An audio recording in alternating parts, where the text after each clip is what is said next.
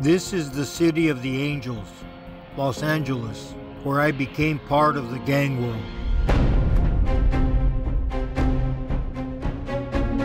My name is Ramon Mendoza, also known as Mundo.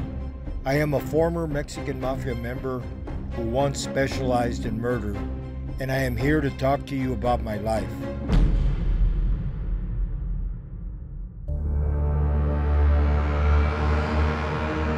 I ran away from home at the age of 15 and joined VNE, my street gang. So this is the alley where I was jumped into the neighborhood about 50 years ago. Getting jumped into the barrio was the typical gang initiation. Every homie gets a piece of you. An OG member kept time and they socked me up for about a minute. And he had all my possessions, my wristwatch, you know, anything that, if you don't want to lose it during the jump in, then hand it to me. When it was over, I felt like a king. The euphoria of being on top of the world would turn to fear after I ended up behind bars. Mundo, I want to ask you a couple of questions, but I want to start off with your first trip to juvenile hall. Can you tell me what happened? My first time in juvenile hall, I remember I was in the day room, and I was pretty much scared to death as a youngster of doing time. There was an unknown element, never had been behind bars before, and so I was eager to figure out how I was going to survive. One of the first things I observed in the orientation dorm was a black inmate, an African American inmate, raping at knife point a Caucasian, a white inmate. I thought somebody would rise up to defend the victim, and everybody continued playing cards, playing dominoes. Nobody even gave it a second look, which communicated to me that this guy must have had it coming, or nobody felt that he was worthy of being defended. I don't know how this kid could let this other kid just forcibly rape him, even though it was at knife point. My thoughts were, if anybody ever tried that with me, I'm gonna fight. I'm gonna fight to the death. And when I went out to the yard, the exercise area, I saw that everybody was polarized. Mexican inmates hanging with their whites and blacks in their areas. I recognized a street gang member by the name of Bugsy, who I remembered from junior high school. And he recognized me. Hey, you know, what are you doing here? So I told him that I was arrested for runaway and truancy. So he spelled out the rules, and you know, the ethnic rules. And some of the things that stood out in my mind is you don't show weakness. If anybody disrespects you, you respond immediately with violence. And you stick with your own ethnic group. So those were the highlights of the indoctrination as I got to learn what we call the movidas, which were the inmate rules. I parlayed a 90-day violation into 3 years and 2 months. Got involved in riots, proving myself. I went from being a survivor to being a predator. And so violence was my constant companion. By the time I turned 19, I had all this criminal indoctrination. I'm on the streets. I'm a member of the Barrio Nuevo Strata Courts gang now. And now we're at the point where I commit my first homicide.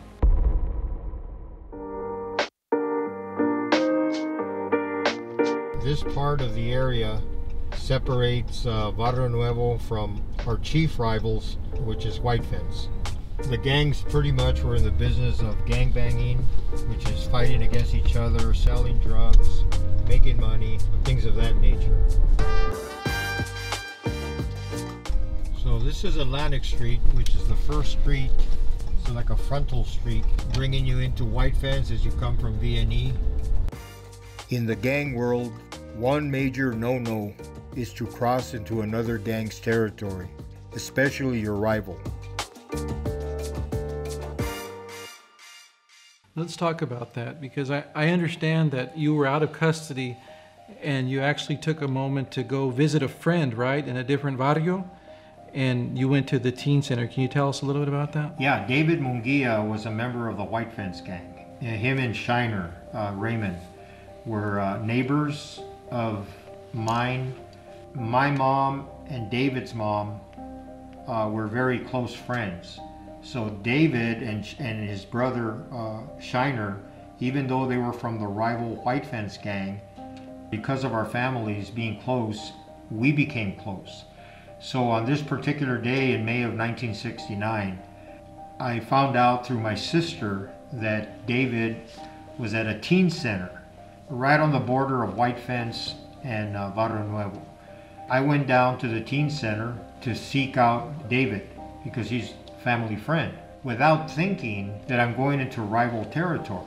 When I walked in, it was too late. I saw nothing but members from White Fence, but I couldn't turn back because in the gang world, once you're in a situation, you got to carry through. Probably somebody with more sense would have turned around and ran out of there.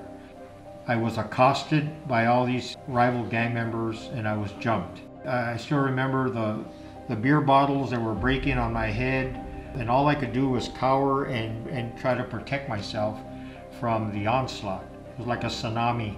And the thought that came to my mind during that assault was, what an effed up way to go. Because I was thinking they were going to kill me. Then suddenly I heard the voice of a female saying, "Leave him alone. He's a friend of David's. Leave him alone." As everybody started letting up, a couple of them came up to me and they wanted to shake my hand. Dispensa Holmes. I'm sorry, Holmes. I didn't shake their hands because I was compressing the blood that was coming out of my head. And I remember answering something like, "That's okay, man. Don't worry about it." And then I made my way out the door and they let me through. So I remember driving up Whittier Boulevard as fast as I could drive, and I didn't want a black and white to see the blood coming down my head because I didn't want them to stop me and take me to the hospital. I wanted to get to the hood so I can round up the homies and we can come back and retaliate before some of them disappeared. I got to the neighborhood, the homies were kicking back in the circle, drinking their beer, and I must have been like evil incarnate or something because they saw me, they saw the blood, and they all were inquiring what happened, who did this, and the only thing that came out of my mouth was White Fence. Under the artificial turf in the circle, in the Strata courts, we kept weapons. So I made sure that I grabbed the machete, and everybody else grabbed a weapon.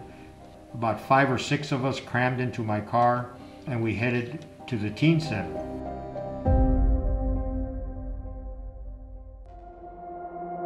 In May of 1969, I committed my first homicide in White Fence territory.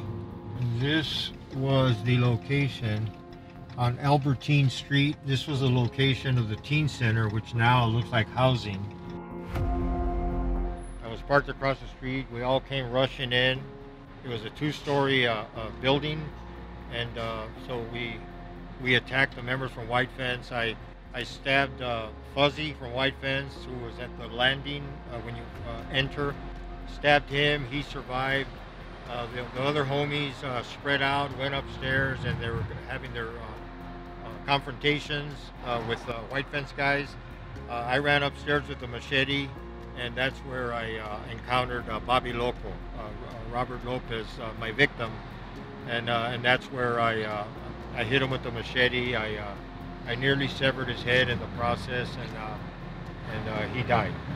Bobby Loco was one of the guys that was trying to shake my hand and apologizing for the ass kicking. I remember when the White Fence guys took off running down the stairwell, I looked back and I remember being like fixated, like in a trance, observing the convulsing body of Bobby Loco, as he died, as he was dying. I cannot describe to you the exact feeling. There were mixed thoughts. I had made my bones for the neighborhood. What a horrible thing I did. I was transfixed, and it was my first homicide. I made my getaway back down Whittier Boulevard. From Whittier Boulevard, made a right on Lorena and right back to the projects. It was easy peasy.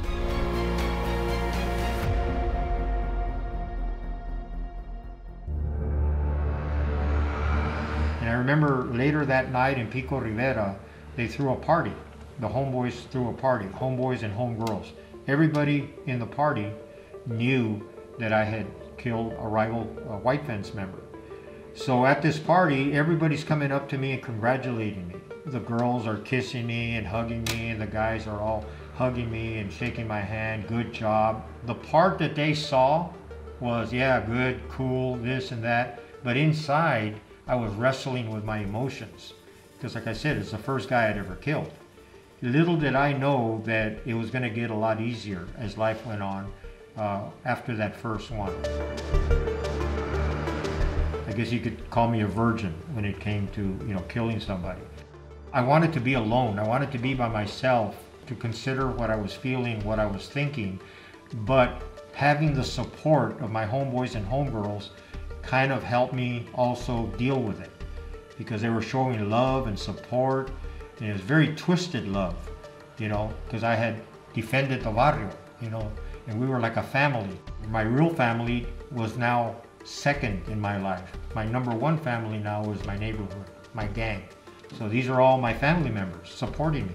So then some of the homies called me to another room, the fellas. So we go to this bedroom, and on the bed is a machine gun. And one of the homies had told me that when they come back to retaliate, we're gonna be ready. And I remember telling them in a voice that wasn't mine. I said, why wait? Let's hit them again. And this was something that I would develop from that point on in my gang life, is always be on the offense. Get off first. You're never on the defense. You don't let them hit you. You hit them first. Late that night, we came back, and this is the park, and we simply waited. The crime scene tape was still up, but the teen center was closed down, and we went to Fresno Park, and which was the hangout for the dudes from White Fence. There was nobody there, so we just sat there in the car and waited. So we were parked right here where this white truck is, and waiting, and then finally some of the homeboys that were in the car with me saw a group of guys in the shadows coming across the park. So when the gang members from White Fence were coming our way, and when they got close enough that they recognized that there was somebody in the car, they kind of froze. They start running. I got out of the car. I fired the machine gun. I hit somebody in the buttocks, but it was an uncontrollable weapon. I had never fired it before. And that was the first and last time I ever used a machine gun. I was more comfortable with just an automatic handgun or a revolver from that point on. And I tattooed the side of a house. Fortunately, there was no innocent people that were killed. I acquired the nickname Machine Gun Mundo from this location here. And here in Fresno Park. Here in Fresno Park. Mundo, when you committed your murder, the first murder, were you sober? Or were you under the influence of any drugs, alcohol? I was under the influence of rage. I was not under the influence of any alcohol or anything. One of the witnesses that testified in my case, they identified me as a tall white guy swinging a machete and yelling "Que viva Barrio Nuevo." And that's what prompted many of them to take off running. It was like they saw the devil himself or something.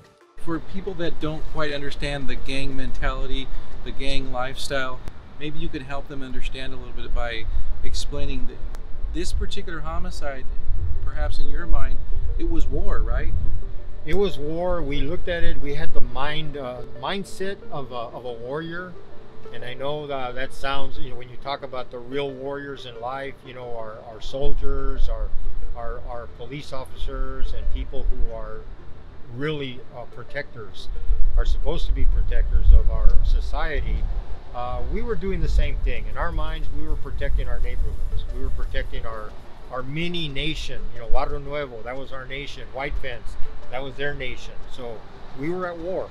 And so we were defending our boundaries, defending our people, and that's the way we looked at things. Let's talk about the arrest. At what point did the police catch on that it was you, and how did that arrest go down for that homicide? Somehow the LAPD homicide guys received information as to who I was. It was another little gathering of neighborhood members, and the LAPD guys in unmarked cars came down, and they were coming for me. So when they did the raid, we were all drinking Bud in the yard and in the house, and I remember downing my last swig of Bud while they were shouting commands. Was this weeks or days after the murder? Approximately a week, because I remember I had some time of freedom. When you're a gang member and doing stupid stuff like that, I think you think that you're not going to get caught. You don't think of the consequences. So my mom came to visit me while I'm in LA County Jail, and she brought me a telegram. And the telegram is directing me to respond to the induction center, selective service, because I was accepted to go to Vietnam. And I was crushed. I was bummed out. And Mom's looking at me. She started crying. And she said, I'd rather see you in here than dead in Vietnam. And here I am looking at her like, but you don't get it. I should be in Nam. But, you know, I understand her feelings as a mother. In those days, nobody wanted their kids to go to Vietnam.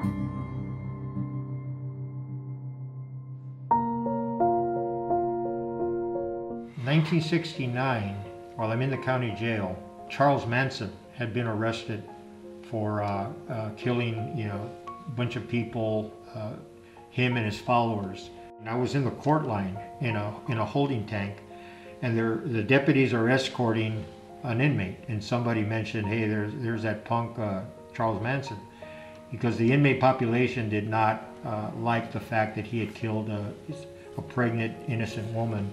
And if they'd have put him in general population, he would have been dead within a day. You're referring to the murder of Sharon Tate, right? That's correct. And so as they're escorting, it was like maybe eight, 9 deputies, and he's all gaffled up, waist chain and handcuffs, and I conjured up a wad of spit. And as he passed right in front of me, I remember spitting right in his face. And doing something like that in the county jail with the deputies the way they were back in those days would have guaranteed a butt whipping to an inmate, because the sheriffs were very aggressive back then, and they didn't take a lot of stuff from inmates. But instead of the butt whipping that I was thinking I was going to get, they all kind of smirked and smiled. And Manson couldn't wipe the spit off because his handcuffs were attached to his waist. And so there was some satisfaction out of being able to spit on the guy's face. Now, during this time frame, my attitude is, my way of operating is becoming very career criminal oriented. Can you talk a little bit about your sentencing, what you were sentenced to for the first homicide, and the reaction on both sides of the aisle? Yes, I remember one side of the courtroom was my mother, my girlfriend, and fellow gang members from VNE. The other side of the courtroom was Mrs. Lopez, which is Bobby Loco's mother, and the members of White Fence. I remember looking over at his mom, at my victim's mother, and she was crying.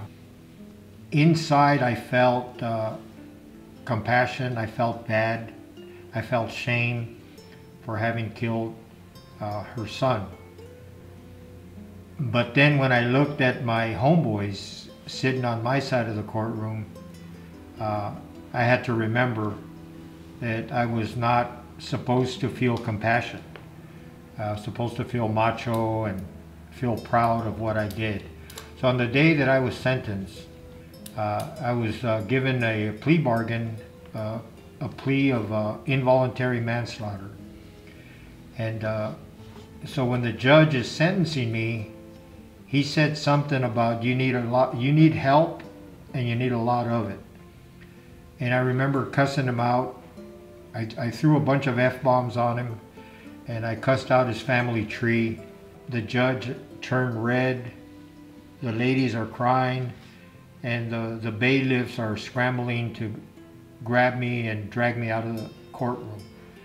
So that little scene that I put on there, all that did was exacerbate and create more pain to the victims and to my mom, who's also a victim, a different kind of victim.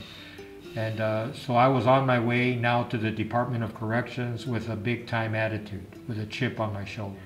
What thoughts come back to you being here after all these years at the first place where your first homicide was committed? The face of his mother, Mrs. Lopez. But I hope that the family healed from that ordeal, because I'm sure it was painful. You know, from seeing her in the courtroom crying, you know, her tears were different than the tears of my mom. Her tears were for her lost son that can never come back, and my mom's tears were for a son that she thought may never come back. So we had a lot of victims. The sentence I received was 6 months to 15 years, involuntary manslaughter, and sent to San Quentin. And at that time, I was the youngest inmate in San Quentin. I hadn't turned 21 yet. I was 20 years old, arrived in San Quentin, and within a few months, I was recruited into the Mexican Mafia.